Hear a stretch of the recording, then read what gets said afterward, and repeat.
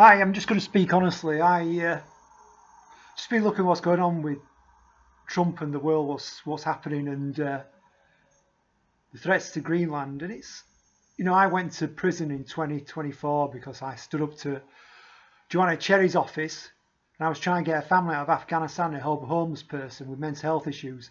I spent 8 months in prison, and my flat was robbed, and now my cat I love is missing, and I think it's costing his life. And I'll be honest with people out there, if you're listening, every day I've thought about taking my life because my basic rights are not respected.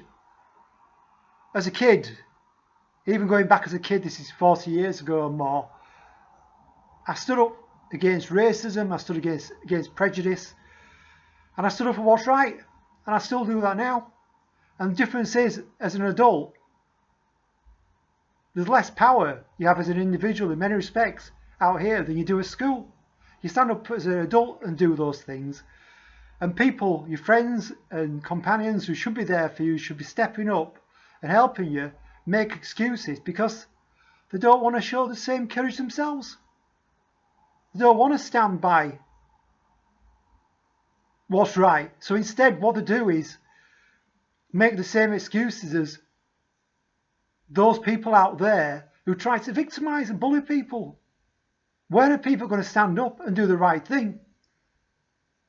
I spent most of my life trying to do the right thing, and I've stood up proudly for what I believe in. And I'm 55 now, and I publish a book, I have a blog, children's books, Quirky Claws, and a blog, Sebastian White Writes. Sebastian White Writes, that's my middle name, Sebastian, that's my writing name. And I'm proud of doing those things, but I don't have much else from that in life, and the little I've had, it's not right. We should be fighting for what we believe. I have two friends who are, say, the socialists, and then when I've stood up for what I believe in with this MP's office, and the MP, Joanna Cherry, she brought 3 cases against me. She had anybody who complained about me and turned it into a court case, and she was complicit with the police, and the police were complicit with her. That's the sort of stuff that goes on in dictatorships. And here we are in Scotland, and people are making pathetic excuses for it and not standing up for what they believe in. And I went to prison, and now I've lost nearly everything I have. And people still aren't standing up. When are people going to stand up and do the right thing? When are people going to stand by me for standing up and doing the right thing instead of making pathetic excuses and being cowardly? Stand up and help me, please. Stand up for what's right before we lose everything.